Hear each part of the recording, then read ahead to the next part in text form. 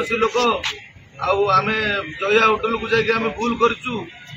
आमको प्रभु आमको क्षमा कर पंचकोशीवासी क्षमा कर जे आमे किसी जानी जी जो अच्छा जया होटल को जाइंट आर पार्चिति कौटी ना कौटी करूँ आम जगन्नाथ पाखे आत्मसमर्पण करुचु आम खाइचु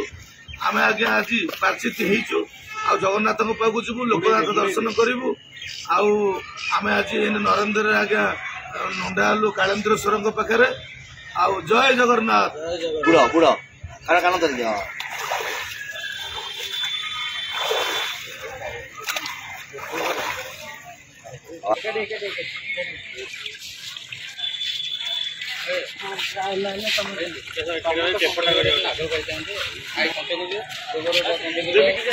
गोबर पानी पिउन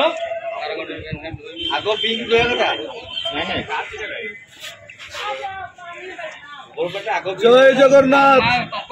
गोरु मुत गोबर पानी पी के आम आज पूरी पवित्र आज